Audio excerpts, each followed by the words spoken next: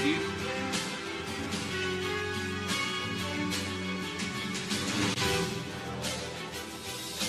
Bienvenidos a 360 grados, una visión global de la noticia, un espacio para debatir sobre todo lo que sucede en Colombia y en el mundo. Y hoy empezaremos 360 hablando de las recientes elecciones para la alcaldía de Cartagena, ganadas por el empresario Dionisio Vélez Trujillo, con tan solo 95.000 votos en medio de una gran abstención de más del 70%. Cartagena, la heroica, ya tiene nuevo alcalde que tiene como reto enfrentar la corrupción, mejorar la deficiente infraestructura de la ciudad, mejorar la calidad de vida de más de 500.000 personas en condiciones subnormales y así cientos de problemas más. ¿Qué viene para Cartagena y qué podrá hacer su nuevo alcalde?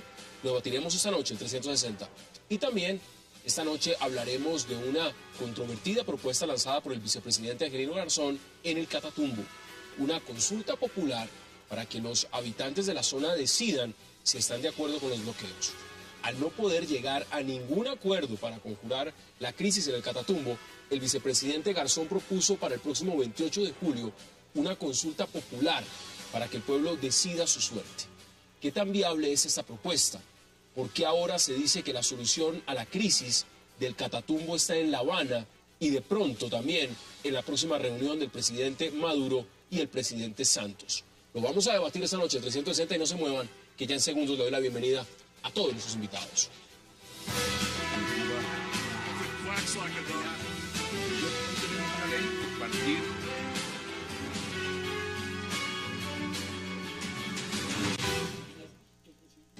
Y qué placer dar la bienvenida esta noche a 360 a Marcela Prieto, a Alejandra Barrios, a Aurelio Suárez y al senador John Sudarsky. Qué placer y gracias por aceptar esa invitación. Gracias por la invitación. Bueno, el menú hoy empieza en Cartagena.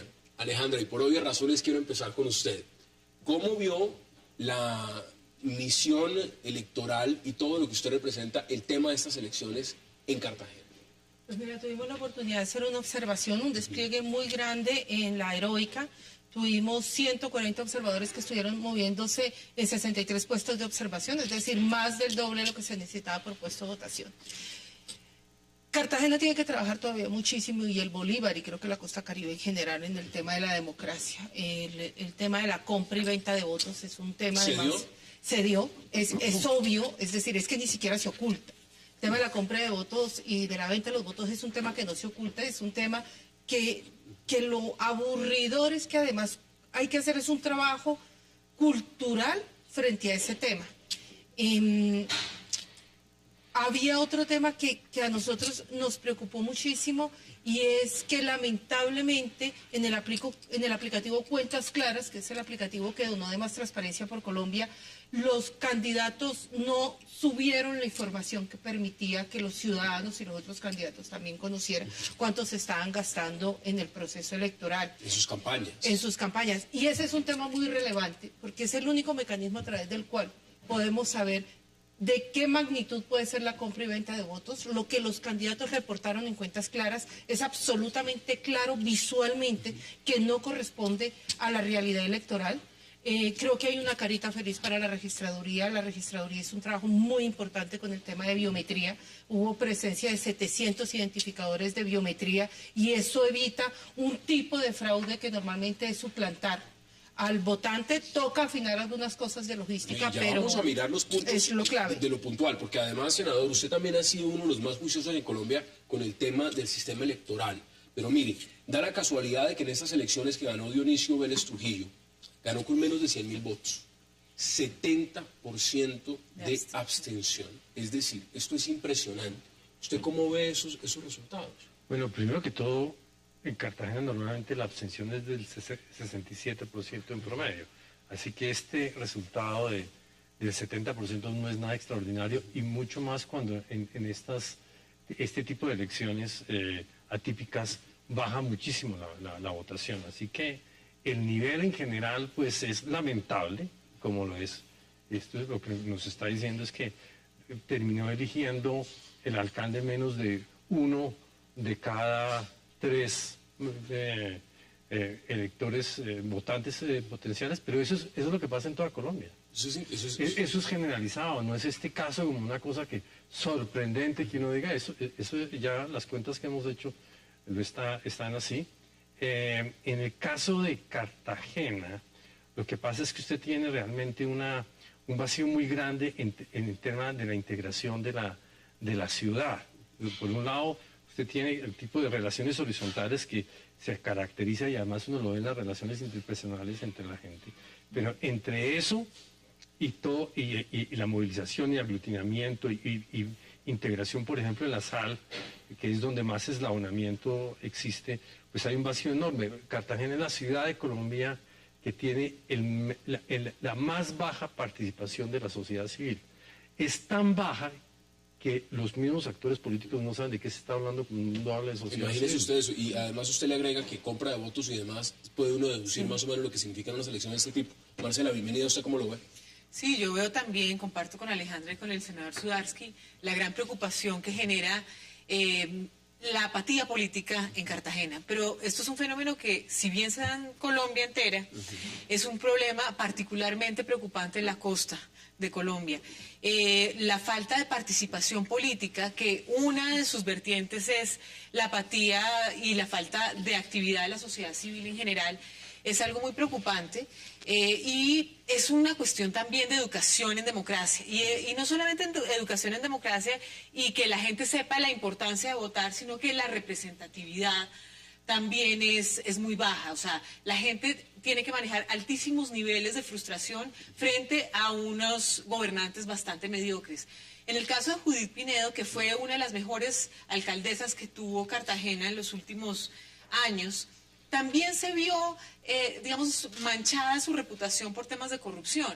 De ahí en adelante lo que vino después mostró también en los indicadores de Cartagena cómo vamos, una gran apatía por la participación Esta ciudadana. mañana estaba diciendo Juan Gosaín que en Cartagena se perdió la esperanza. El votante cartagenero ya no quiere ir a votar. Claro, pero ¿no si, cree? pero si bien esto es un fenómeno nacional, Hassan, el tema en la costa es particularmente preocupante. Pero además hay una cosa adicional. Acuérdese usted la dificultad de encontrar liderazgos realmente representativos en ciudades como Cartagena hace mucho tiempo. Entonces salen, digamos, candidatos salidos de la manga, o sea, un locutor, Pero esto es una alianza. etcétera. Esto es una alianza. Ahora, yo quiero que empecemos a mirarlo en perspectiva. Aurelio, bienvenido también. ¿Cuál es su partida inicial? Gracias, Hassan. Yo no comparto lo que han dicho aquí en la mesa. Porque yo creo que estas elecciones fueron aún más apáticas que todas las otras. Y voy a demostrar. El doctor Campo Elías Terán sacó 160.000 votos. Y el doctor Dionisio Vélez sacó 50.000 votos en esas elecciones. Ahora subió 40.000 votos más y llegó a 90. Y la doctora María del Socorro, que había sacado 50.000, ahora sacó 70. ¿Qué es lo que quiero decir con esto? Que de los 160.000 de Campo Elías, que despertó un relativo entusiasmo, 100.000 se desaparecieron. Y solamente 60.000 volvieron a las urnas. Luego, aquí hubo un desencanto mayor de Dionisio Vélez con respecto a Campo Elías Terán. Y eso que, aunque aparente el doctor Vélez no lo conozco y no tengo nada personal con él, y es presentado como un empresario, el doctor Vélez tenía el respaldo de las casas políticas tradicionales de Cartagena. Así es. Nicolás Curi, William Montes, Miguel Rangel, el doctor Blel, 10 concejales de los 18. Entonces, pues aquí lo de Cartagena iba mal y a mi modo de ver empeoró. Aunque yo quiero hacer una anotación con lo de con lo Hágalo, del hágalo, exalcalde, sí, y es que lo de Campo Elías Terán en Cartagena, y todos lo reconocen, fue un fenómeno. Claro. Es decir, fue un fenómeno, no era típico lo que pasó con Campo Elías Terán. Era un fenómeno popular, un fenómeno de masas, jalado además de muchísimos años de una relación que él tenía medios de comunicación y las clases más populares. Entonces, lo atípico viene siendo el comportamiento que se tuvo con Campo Por Elías eso, Alejandra, pero Terán. fíjate lo que tú dices, o sea, 100.000 que se animaron con Campo Elías, hoy se volvieron a desaparecer. Debe estar. Miren, Pero yo creo que vuelven a la Cartagena, gente, vamos a sí. Cartagena. Es matemática. Tengo Pero hay un justamente tema- invitado allá sí. al columnista Son números. Óscar Collazos, que nos va a acompañar Son en números, este ¿no? bloque. Óscar, bienvenido y qué placer que esté con nosotros. Muy buenas noches. Bueno, ¿cómo vio usted estas elecciones atípicas, por supuesto? Y estamos debatiendo con nuestros invitados esta noche aquí en la mesa el tema de la votación, la abstención, y por supuesto se puede poner sobre el debate todos los puntos que usted considere. ¿Cómo vio las elecciones?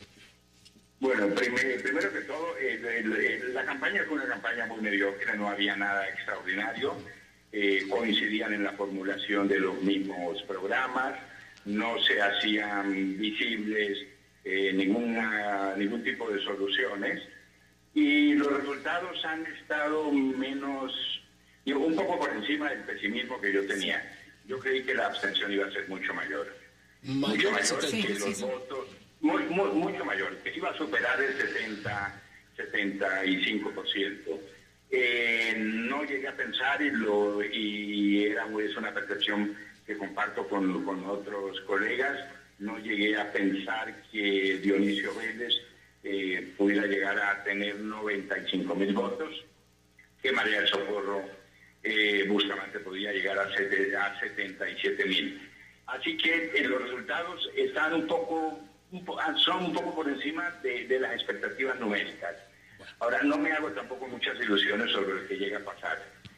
Aquí hay un liderazgo joven de la clase alta, es un joven empresario de la educación, es por primera vez desde 1995, digamos que la élite cartagenera gana unas elecciones con un vástago de su propia clase social. Desde Paniza no se veía este fenómeno. Quiere decir que aquí, el alcalde electo tiene una de dos posibilidades: o madurar ese liderazgo acertando en lo posible, o sacrificar estos 2 años largos que va a tener. ¿Qué va a tener? Ahora, Oscar, ¿sí? yo quiero que empecemos a mirar y les voy a dar cifras. Ustedes podrán tener las propias. Mire, senador, pobreza en Cartagena. 70%. Más de 330.000 personas sobreviven con $2 diarios y 59.000 con $1 o menos al día. Si hablamos de vivienda, el déficit habitacional supera las 80.000 viviendas. Esto según Camacol. A partir del 2015, la demanda de vivienda aumentará en 14.000 unidades. En educación. Perdón, pero incluso déficit cuantitativo, porque cualitativo es mayor todavía. Pero añádale a eso que la mayoría de ellos son negros. La mayoría de los negros. En Cartagena hay un problema racial que no se nombra en toda esta discusión, y Campo Elías Terán logró movilizar ese tema racial de una manera contundente. De alguna manera María Mulata lo había hecho también, con intentos en ese sentido, pero lamentablemente ese tema, una vez movilizado, pues está la enfermedad de Campo Elías Terán, que es muy difícil juzgar a uno, digamos, porque tuvo un cáncer, pero realmente desde muy temprano en su administración yo tuve la oportunidad de estar presentando allá los resultados de Capital Social, y claramente, digamos, es muy distinto el trabajo que hace un periodista, y digamos, que el trabajo de ser ya después alcalde. Claro, entonces él logró movilizar un tema, porque además tiene un contacto personal, pero digamos, en Cartagena lo que pasa es que, como en muchas ciudades de Colombia, el tema se volvió puramente de medios, pero cuando usted llega a realizar las cosas, pues de eso no se sabe. Y entonces esa movilización racial, además, pues obviamente desaparece, y ahí están muchos de los votos. Tengo que ir a la pausa, pero quiero inmediatamente lanzar una pregunta para que al regreso la contesten ustedes, y es: ¿cuáles son los retos que tiene este nuevo alcalde de Cartagena? Porque son muchos, son infinitos. Vamos a la pausa y ya regresamos en 360.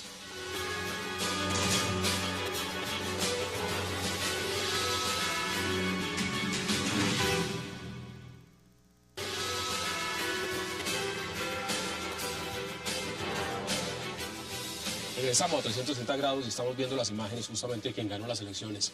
Ahora, la pregunta la lancé antes de ir a la pausa, y es: ¿cuáles son los retos? ¿Cuáles son los retos realmente que tiene este nuevo alcalde de Cartagena? Los retos son enormes, Hassan, o sea, enormes en el sentido de reducir esa brecha social que existe en Cartagena, porque es que las asimetrías que existen en esa ciudad son absolutamente descaradas e inmorales.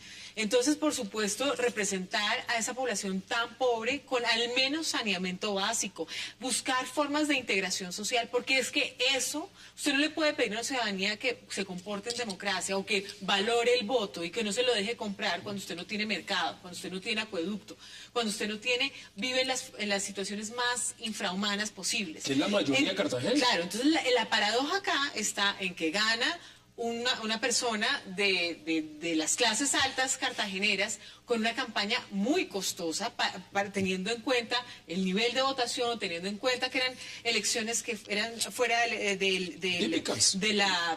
digamos, del calendario electoral. Costó casi 583 millones de pesos, con el aporte de recursos propios y de aportes empresariales, lo cual no está mal. Lo que hay que evaluar ahí es nuevamente el tema de compra y venta de votos, cómo se maneja el tema electoral en Cartagena. Pero más allá de eso, por más esotérico y filosófico que parezca, no es menor que hablemos del tipo de representación que tiene. Si usted está ganando con apenas el 30% de la votación o del potencial electoral, usted no tiene rendición de cuentas que dar a nadie. Ahora, acá hay un tema, porque no es solamente el contexto mismo de lo que significa la falta de infraestructura. Mire, se habla de mafias, de extorsiones, bandas criminales. Las pandillas. Bueno, Yo veo tres grandes obstáculos, tres grandes retos para el doctor Vélez. El primero es cómo va a lidiar sus socios. Yo ya mencioné los socios, 2 de ellos están en la cárcel. ¿Sí? Entonces, 10 de los 18 concejales, o sea, ¿cómo va a lidiar los socios? Que son los que han manejado a la ciudad de verdad, y por lo menos en el manejo de la gestión pública. El segundo reto que tiene, algo lo que señalaba aquí Marcela, y creo que los demás, Johnny, Alejandra, es si puede despertar un entusiasmo en la ciudad. Lo que vimos fue unas elecciones formales, no unas elecciones participativas, con entusiasmo. Simplemente se fue ese día, se compraron unos votos, un trámite, se echaron unos papeles y contaron cuál echó más papeles ahí. Y listo. Eso es lo segundo. Y lo tercero, enormes dificultades en materia social y económica. Estamos hablando de una ciudad con casi los mayores índices de pobreza en Colombia en cuanto a las capitales. Estamos hablando de una ciudad que lleva como 5 o 6 años o 7 años, ya perdí la cuenta, tratando de montar un sistema de transporte 9 más o menos avanzado. 9 años. Bueno, mil gracias, Alejandro. Transcaribe, por eso le digo, ya perdí la cuenta, me quedan 7. Y estamos hablando de una ciudad que tiene dificultades muy grandes en materia social. Y esa es la Cartagena en problemas escolares, en problemas de salud. Sí. Sí, y esa es pues... Esa es la Cartagena de los reinados. Claro, correcto. Esa es la Cartagena de las convenciones. de las convenciones. De los matrimonios. Es la paradoja de la cosa. Entonces, el reto es enorme y tiene 2 años y medio para hacerlo. O sea, usted lo ve imposible. No, lo veo, digamos que lo veo objetivamente. Pues Normalmente se han visto, ¿no? Normalmente se llegan a las elecciones atípicas para una administración que termina es de ejecutar un plan de desarrollo y normalmente un plan de ordenamiento territorial que ya está acordado. Normalmente lo que se eligen son personas que terminan de hacer un trámite administrativo. Perdón, le interrumpo ahí. Muchos han dicho que ese plan que puso Campo Elías Terán, que se aprobó además, ese plan representa la misma política Cartagena de los últimos 18 años. Es Sí, lo mismo. Eso sí, no va a pero cambiar en nada. No va a cambiar mucho, pero Dionisio Vélez, digamos, tiene unos temas a diferencia de otras elecciones atípicas que en Cartagena no están resueltos. Es decir, todavía tiene capacidad de contratación. Tiene un plan de ordenamiento territorial que están todavía definiendo. Tiene un plan de drenaje y alcantarillado que vale toda la plata del mundo, que está también para el tema de contratación de definición. Y está el sistema integrado de transporte que se está volviendo el metro cuadrado más caro del país. Lo es. Sí, no, pues 9 años tratando de hacer eso. Lo que decía Marcela, una campaña que señala que hay unos gastos de 583 millones de pesos. Cuando uno ve las cuentas con lo que le van a reponer, uno dice, ya de entrada perdió 100 millones de pesos. Las cuentas, es decir, se gastó 100 millones de pesos más de lo que va a recibir. Yo creo que va a reportar más gastos. Eso significa que el desfase, si uno cuenta los sueldos que recibe, más la reposición de votos se va incrementando. Claro. Entonces, ahí hay un tema además de las elecciones atípicas, Hassan, que yo creo que hay que mirar. 500, 400 millones que hacen en las elecciones atípicas de desfase para gobernar solamente 2 años. 2 años. Uno dice que ¿dónde está la bolita? Bueno, le voy a seguir dando cifras. Mire, esta no las alcancé a dar, senador, y le doy la palabra. Educación, deserción escolar es del 40.7% en zona urbana, en la rural es del 61.8%. Es decir, que de 100 estudiantes en la zona urbana terminan 60 la secundaria. Le voy a dar temas de salud, cifras, senador. Más de 130.000 cartageneros no tienen cobertura de salud y por lo menos 500.000 se encuentran cisbenizados, lo cual señala la baja participación de las personas en este tema. Y en empleo, una población económica activa de 355.000 personas, más de 206.000 están en fila de la informalidad. Esa es Cartagena, en cifras. Es una paradoja. Eso no es la Cartagena. Es, Yo es vuelvo un modelo de sociedad yo- que se replica en Colombia constantemente y Cartagena es, digamos, el caso más patético. Es uno de los casos más potentes. No, lo extraordinario es que por lo menos es urbano y donde están Claro, aglutinados, porque después vamos a pasar al caso del Catatumbo y son campesinos mucho más en una situación mucho más difícil, porque ya por lo menos están aglutinados. Sí, centro y periferia.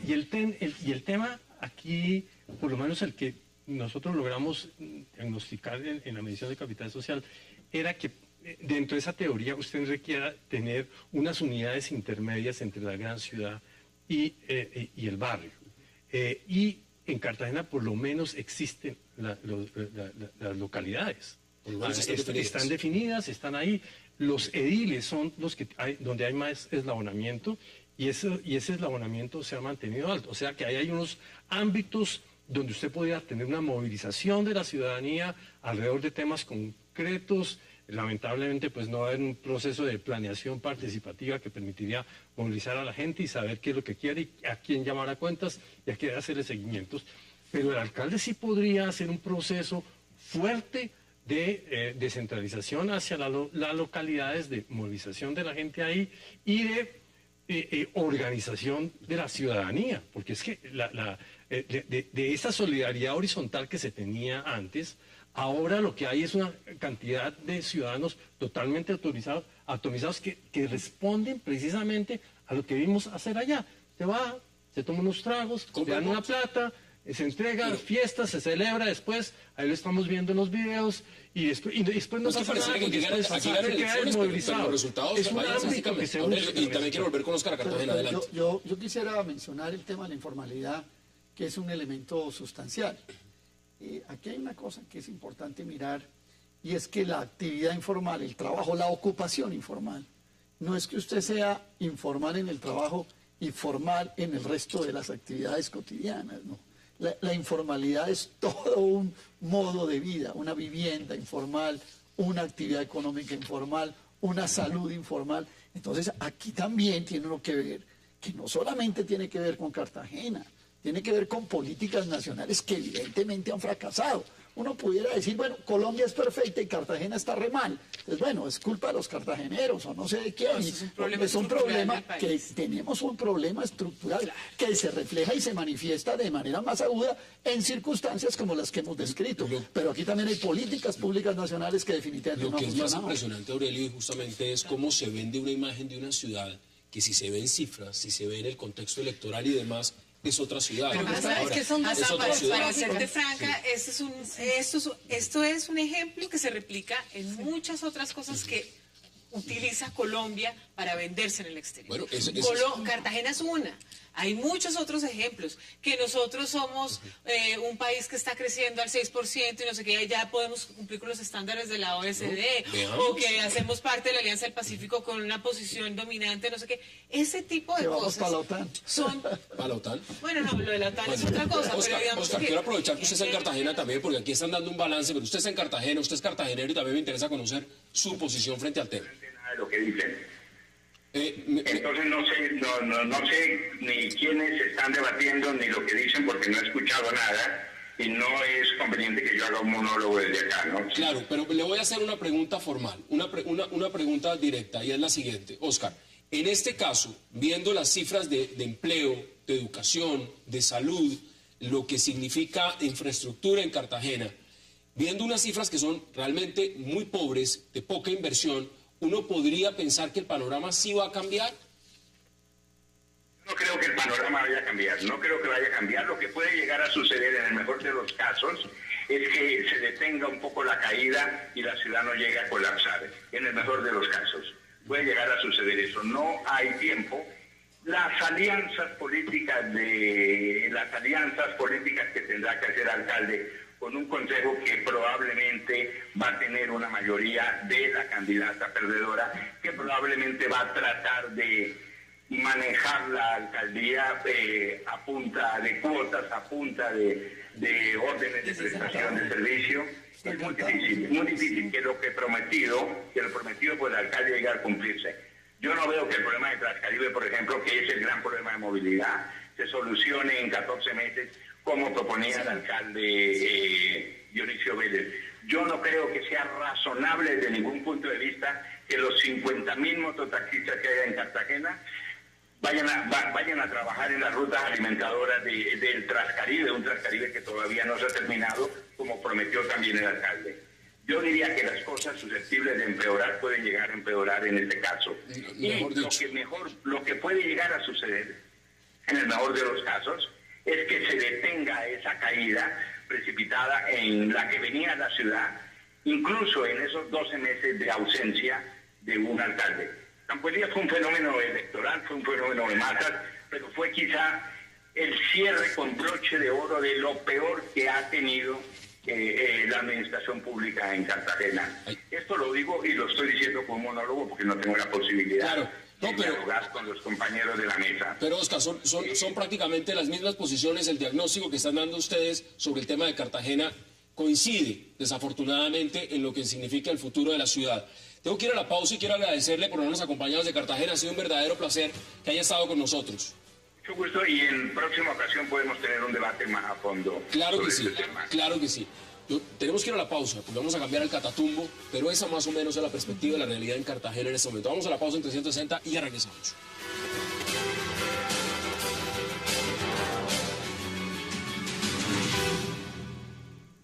Ellos han planteado el tema de la zona de reserva campesina.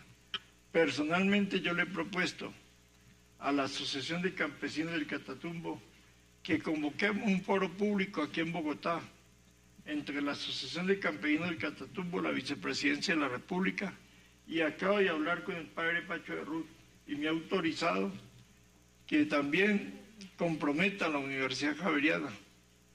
El provincial de los jesuitas en Colombia me ha autorizado que comprometa a la Universidad Javeriana, que este foro sobre la zona de reserva campesina en Colombia lo convoque la Vicepresidencia, la Asociación de Campesinos del Catatumbo y la Universidad Javeriana, y que invitemos a todas las personas, a los que estén a favor y en contra de las zonas de reserva campesina. Este es un debate que se necesita hacer de cara a la ciudadanía en el país.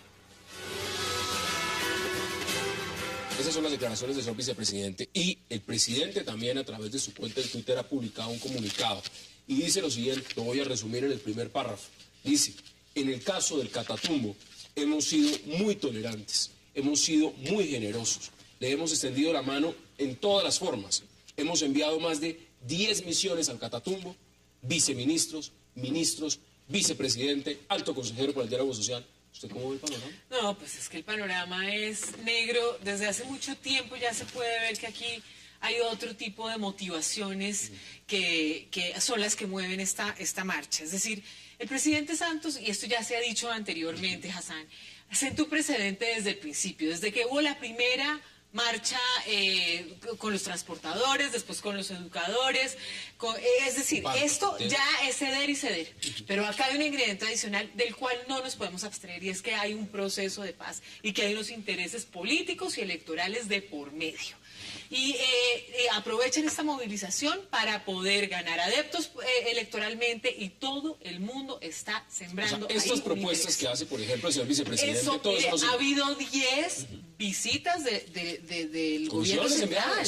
Se les ha ofrecido de todo, obviamente, y volvemos al mismo punto al cual siempre llegamos. Las razones que motivan a esta gente son también legítimas, pero no porque haya habido un error de este gobierno. El problema es estructural.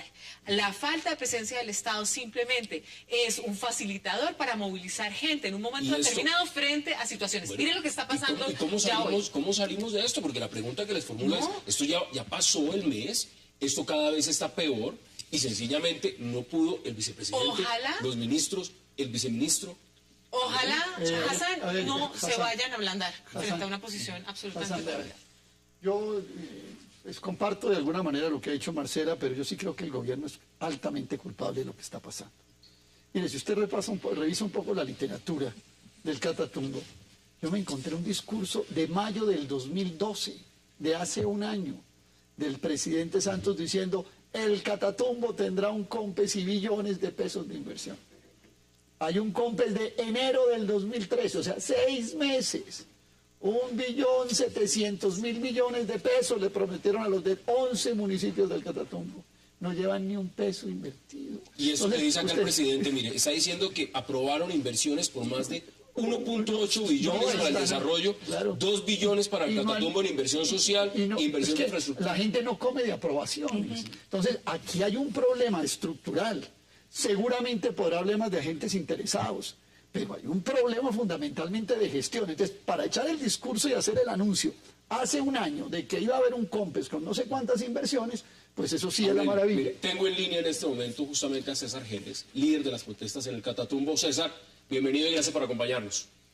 Buenas noches, Gabriel. César, han enviado, el señor presidente dice, Juan Manuel Santos, que ha enviado 10 misiones. La última conversación, me imagino, usted estuvo presente con el señor vicepresidente Angelino Garzón. ¿A qué conclusiones llegaron? ¿Esto no va para ningún lado? ¿Es un tema mucho más estructural y de fondo, o las propuestas del gobierno sencillamente no les sirven a ustedes? No, lo que ha pasado es que las delegaciones del gobierno que han llegado prácticamente sin posibilidad de llegar a acuerdos, sin voluntad real de llegar a acuerdos, sin poder de decisión. Han llegado con unas promesas, unas danzas de los millones que se reiteran, pero sin poder llegar a alguna conclusión en materia de soluciones para cada uno de los puntos que están en el pliego de soluciones. Ese punto, por ejemplo, Soluciones para el Catatumbo. ese tema, por ejemplo, de la zona de reserva campesina es inamovible para ustedes en este momento, y se lo pregunto porque el presidente Juan Manuel Santos ha dicho que a la fuerza él no va a acceder a ninguna zona de reserva campesina. Esta no es una cuestión de inamovible o de fuerza, es una cuestión de ley. La zona de reserva campesina del Catatumbo ya cumplió todo el proceso administrativo, el trámite que está reglamentado en el decreto y en la ley 160, y lo que le toca al gobierno es cumplir la ley. Es paradójico que una de las peticiones nuestras sea que el gobierno cumpla la ley. César, quiero invitarlo a que se quede con nosotros y escuche también a nuestros invitados, senador. ¿Usted qué opina de lo que está pasando? Mire, este es un ejemplo absolutamente clásico de la forma como el gobierno intenta resolver estos problemas. Que manda delegaciones, hace promesas, todo lo demás. Pero la verdad es que para los campesinos y para estas asociaciones, el problema que tiene finalmente es cómo se van a articular con la política y con el Estado para asegurarse que las promesas que se le hacen se cumplen. Y eso está mediado básicamente por un sistema electoral donde los políticos que pueden jugar ese juego lo que hacen es entrar a dividir las comunidades. Entonces cada cual de los senadores, de los representantes, de los que ustedes quieran, va a capturar un poco de votos de alguna manera, de forma clientelista, dividiendo las comunidades. Cuando las comunidades logran articularse, pues necesitan una forma de relacionamiento distinto con el centro, pero el sistema político no provee eso. Entonces usted condena inevitablemente a que este tipo de proyectos terminen en un desencanto y en un tiempo perdido adicional donde la pobreza se agrava. Mire, es que en el caso del Catatumbo yo me acuerdo, a mí también me tocó mirar un tema de un programa de sustitución de cultivos que se hizo durante el gobierno del presidente Uribe en el año 2005. Y ese programa de sustitución de cultivos era una cosa muy bien financiada, muy bien organizada, como todos este tipo de temas. Y se habló de la palma, se habló del cacao. Y en un momento dado, porque es que allá también coexiste todo el tema digamos, del cultivo de coca y todo lo demás. Supuesto, y en un momento dado, llegó y hubo un incidente con la gente que estaba trabajando en eso y les tocó, y todos esos programas se retiraron.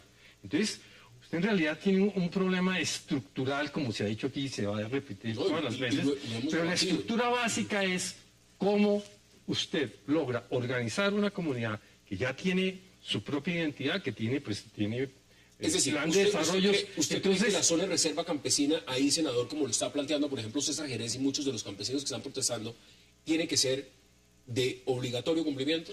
Digamos, porque el problema de todo esto es que usted lo hace en un momento a la fuerza. Y yo entiendo perfectamente el dilema del gobierno. En el momento que ellos comiencen a ceder en este tipo de cosas, pues explota el país. Todo el mundo se organiza. Veamos qué está diciendo el señor presidente, veamos las declaraciones del presidente Santos y volvemos a la mesa de debate. Está inclusive autorizada por la ley. Y ahí no habría ningún problema.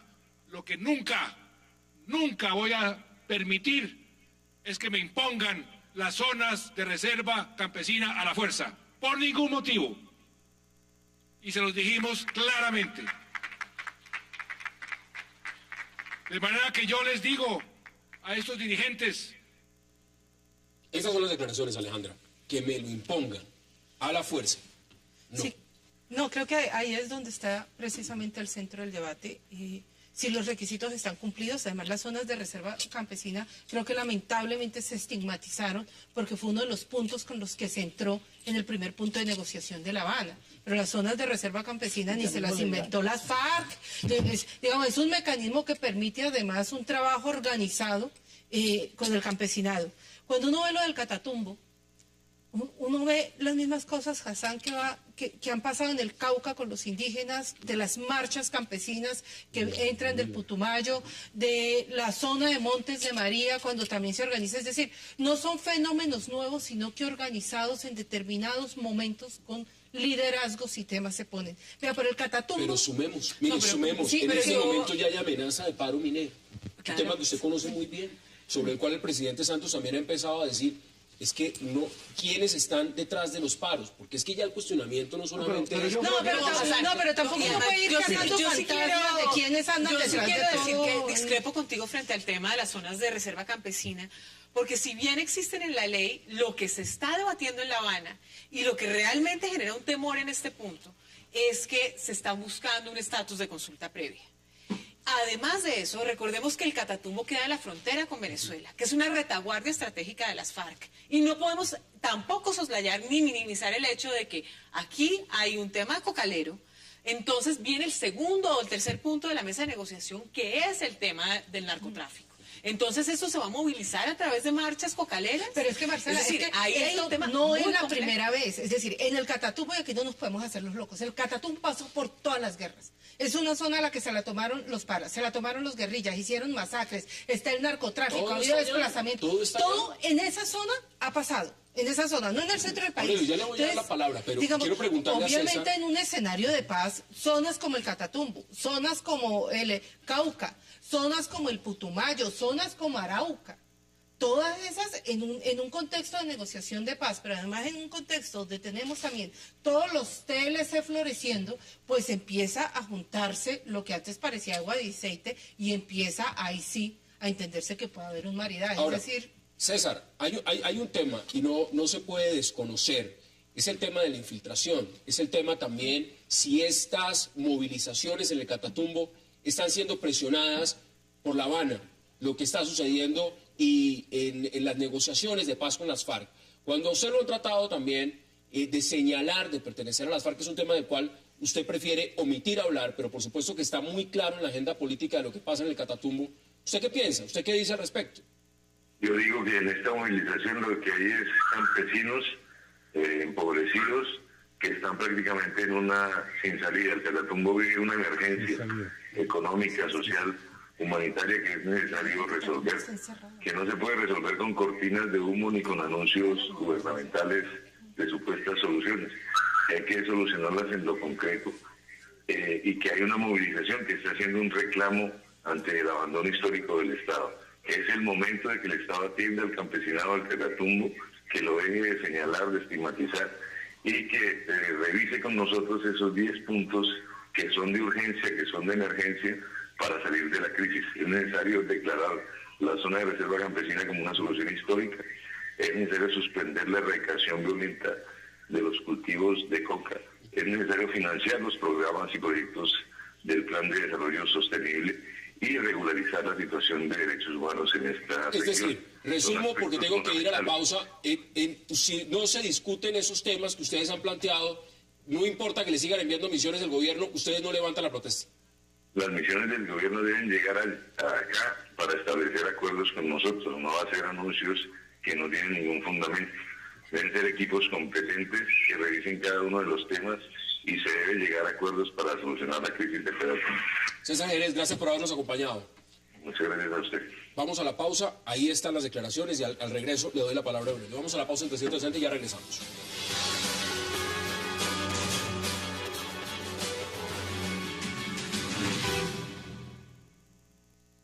Y obviamente que le manifesté al presidente que ayer le manifestamos a los campesinos de Catatumbo la petición del presidente. El presidente ha dicho que él está dispuesto a conversar sobre los temas sobre la base de que se ponga fin al bloqueo por razones humanitarias contra la población de Tibú. Este bloqueo contra la población de Tibú está trayendo muchos problemas para el derecho a la alimentación de la población de Tibú y el derecho a la educación. Nosotros le hemos dicho a los campesinos y campesinas de Catatumbo que poner fin al bloqueo no es congraciarse con el gobierno nacional, sino con la población de Tibú. Regresamos. Esas son las declaraciones del señor vicepresidente. Aurelio. Sí, a ver, yo quiero retomar un poco algo que mencionó Marcela, que me parece importante. Cuando uno mira el programa de las asociaciones de Catatumbo y mira el programa, por lo menos el que nos han comentado, de las negociaciones de La Habana, pues es evidente que hay temas que son tangenciales, eso pues, pero ojo, tanto en La Habana como acá son temas que están dentro, yo he dicho, de la página web del Ministerio de Agricultura. O sea, son programas legales, la ley 160, la erradicación manual de cultivos, etcétera, etcétera. Yo creo una cosa, lo he dicho varias veces además, con toda sinceridad. Si de lo que se trata es de cómo ir implementando esas formas legales dentro de lo que podría ser como una especie de laboratorio de posconflicto, yo creo que el gobierno le da Pero la fuerza, pero ojo, bueno, independiente de la fuerza, pero es la forma como usted va a enfocar el problema. Si usted va a enfocar el problema, les dice a los señores del Catatumbo, dice, mire, vamos a implementar el modelo, levanten esa vaina y vamos a meterle aquí mano a esto. Ahora, hay unas discusiones, no soy tampoco, no quiero pretermitir las dificultades que eso tiene. Y esto es importante, el INCODER es quien decreta una zona de reserva campesina. Así es. Y el INCODER la decreta sobre la base de una serie de consideraciones sociales, económicas y ambientales, ¿cierto? Entonces yo puedo decir que mi zona de reserva campesina sea de 384.000 kilómetros, pero el INCODER también puede decir que no, que es de 84.000, o puede decir que es de 500.000. Es decir, no está, es decir, eso tiene que corresponder a una serie de hechos. Entonces yo soy de esa opinión. Si lo que se está tratando es de implementar ese modelo, hombre, la cabeza lo acabamos de entrevistar a César Jerez, dice que manden a gente preparada. Lo han mandado a los ministros, viceministros, lo han mandado al vicepresidente, al alto consejero para el diálogo social. Por favor, no olvides esto. Acá hay un tema que, digamos, no solamente se limita el tema de zona de reserva campesina como está establecido en la ley 160. Acá hay un tema adicional que está incluido en la discusión de la autonomía, y es lo de la autonomía, es lo de la consulta previa, es un tema de soberanía. Y aquí en el Catatumbo, vuelvo y repito, no es menor el hecho de que esta sea una zona que sea límite. Yo le quiero hacer una pregunta. Yo no conozco. ¿Usted está segura de que en el pliego de peticiones de esos campesinos está la autonomía de la zona? No, pero en La Habana sí. Bueno, y si el gobierno cede acá, es el primer paso. No, pero eso ya es otra cosa. Se vuelve un tema de costo. De la autonomía, eso se cayó. Digamos, ¿qué pasó con lo de la autonomía en las zonas de reserva campesina? Cuando empezó la negociación, votaron un globo, que era el globo mal, un globo para empezar a negociar. Pero era un globo loquísimo. Pero es que no se hace era un nada. globo que decía autonomía judicial, autonomía política, administrativa. Exacto. En su momento, Cuando uno ve el exministro la llamó resumen, republiquetas. Pero sí, por vías, republicanas, dijo Juan Carlos pero por Restrepo. vías de hecho, Alejandra. De lo que queda, uno va viendo que lo que va quedando es lo que se había acordado inclusive lo que se había expedido en temas de reserva, de zonas de reserva campesina, que fue maximalista la petición, se le habló a los medios, pero lo que se terminó hablando ya terminó siendo hasta sensato en términos que de mire, lo que Está podía en ser. la página web del Ministerio de Agricultura, insisto. Senador. Yo tengo una preocupación que es como el ciclo que se está generando ahora con, digamos, ¿a qué responde el gobierno? ¿A qué responde el gobierno? El gobierno responde, hay que hacerle un paro y hay que hacerle una movilización para que intenten resolver un problema y tal. Y esto en buena medida, digamos, ese es el momento donde de alguna manera toda la institucionalidad de la participación pues está bloqueada y está bloqueada. Y la ley de participación tuvimos la mala suerte de que la Corte Constitucional dijo que había un vicio de procedimiento que además es totalmente absurdo. Y entonces la posibilidad de crear una estructura de participación que permita a la gente resolver esos problemas, dialogar de una manera responsable, sigue y continúa bloqueada. Y lo único que va a quedar va a ser las vías de hecho, las vías de... Y va a pasar con el café, con todos los elementos. Y a eso es que el gobierno responde, porque no tiene otra manera de organizar a la sociedad a organizar la participación, movilizar la ciudadanía. Me queda menos de un minuto. Y acá hay un tema. Aurelio. Y sobre todo un gobierno caracterizado por algo que yo voy a decir, su falta de anticipación. O sea, los problemas... Sí, claro. Le dijeron hombre, lo que iba a a pasar. cualquier tipo que vea un día un periódico económico y ve que en la bolsa de Nueva York está bajando el café de 2,90 a 1,50, lo mínimo que se le ocurre es Ahora, aquí acá va a hay haber un tema, acá hay un tema y me queda un minuto y no quiero desaprovecharlo para preguntarles a ustedes el siguiente. Mire, ha dicho el señor presidente también que en el país tiene que ser consciente que se vive en este momento frente a estos paros. Hay algunos que son válidos, otros que no. Pero claramente se ha referido también al tema de la misión de observación de la ONU en Colombia, por las críticas que hicieron al tema del Catatumbo. Sí. Y frente a eso ha dicho que Colombia ya está muy bien en ese tema y que posiblemente la misión de observación de la ONU en tema de derechos humanos debe ser momentánea, no permanente. ¿Usted cómo ve ese punto? Yo creo que a mí me ha sorprendido el nivel de injerencia de la ONU nuevamente, como en la época de Cuéntemelo en Pastrana 20 segundos. y como al principio de la época de Uribe, es decir, una injerencia absolutamente explícita y, si se quiere, agresiva. Y yo creo que efectivamente el gobierno está diciendo, acá hay una serie de hechos que está investigando la Fiscalía. Entonces, a mí sí me ha sorprendido esa injerencia tan Aurelio, ingrata. ¿usted cómo lo ve? Primero, 20 segundos. esa oficina está porque el gobierno la invitó. O sea, no se metió aquí, a la brava, escondida, sin visa. El gobierno la invitó. Y creo que me parece un mal momento para que se vaya cuando en Colombia hay muchos temas pendientes. Está el tema de los falsos positivos, el tema de las chuzadas. O sea, estamos en el momento de las definiciones. Acabamos de hacer una reforma al fuero militar que tiene una serie de observaciones de la comunidad internacional bastante críticas. Senador. Entonces, vámonos ahora. Senador, deme en 20 segundos su opinión sobre ese tema, lo que ha hecho el presidente. Bueno, a mí me parece que el presidente hizo la reacción normal, pero lo que debían hacer es realmente decir, bueno, supongamos que ya pasó un proceso, este Estado va a intentar resolver y resolver bien el problema de esa concentración campesina. Y hacer todos los programas y hacer lo que decía Aurelio, que sea un experimento piloto Un ensayo. de cómo se pueden hacer las cosas bien, pero un tema fundamental, manteniendo una comunidad movilizada para que permita que pueda exigir que se le cumpla la Alejandra, concluya usted en 20 segundos este debate.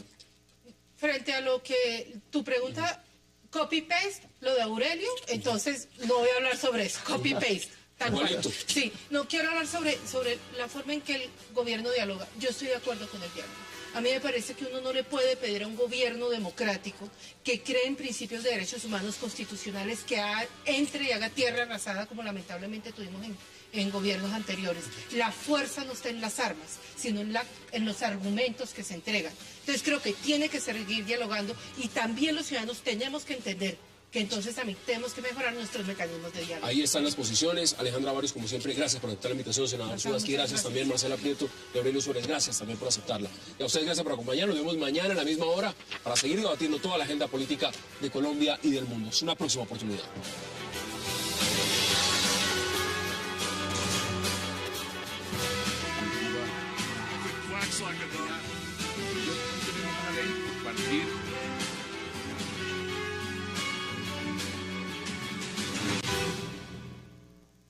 como lo es. Esto es lo que nos está diciendo, es que terminó eligiendo el alcalde menos de 1 de cada 3 electores, votantes potenciales, pero eso es lo que pasa en toda Colombia. Eso es generalizado, no es este caso como una cosa que sorprendente que uno diga eso ya las cuentas que hemos hecho están así. En el caso de Cartagena, lo que pasa es que usted tiene realmente un vacío muy grande en el tema de la integración de la ciudad. Por un lado, usted tiene el tipo de relaciones horizontales que se caracteriza, y además uno lo ve en las relaciones interpersonales entre la gente, pero entre eso y la movilización y aglutinamiento y integración, por ejemplo, en la sal, que es donde más eslabonamiento existe, pues hay un vacío enorme. Cartagena es la ciudad de Colombia que tiene la más baja participación de la sociedad civil. Es tan baja que los mismos actores políticos no saben de qué se está hablando cuando el mundo habla de sociedad civil. Imagínese usted.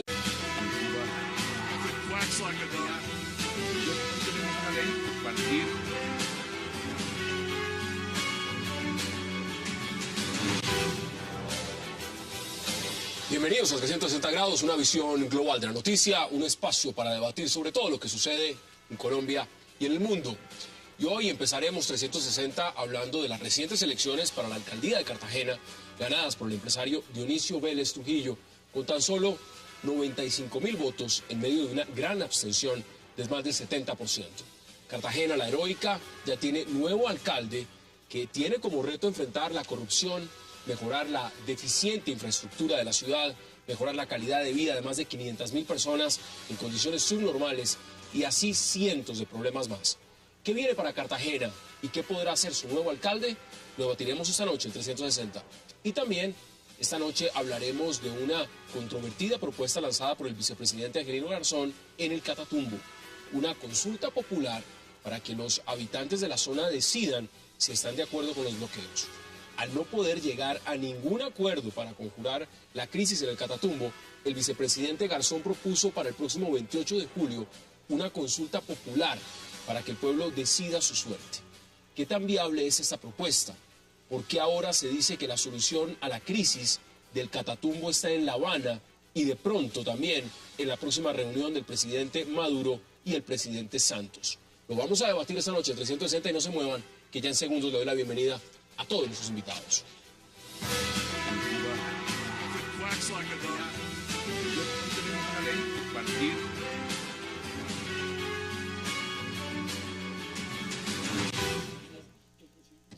Y qué placer dar la bienvenida esta noche a 360 a Marcela Prieto, a Alejandra Barrios, a Aurelio Suárez y al senador John Sudarsky. Qué placer y gracias por aceptar esa invitación. Gracias, Hassan, por la invitación. Bueno, el menú hoy empieza en Cartagena.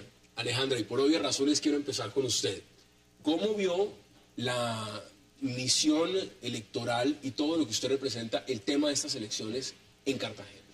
Pues mira, tuvimos la oportunidad de hacer una observación, un compra y venta de votos. Lo que los candidatos reportaron en cuentas claras es absolutamente claro visualmente que no corresponde a la realidad electoral.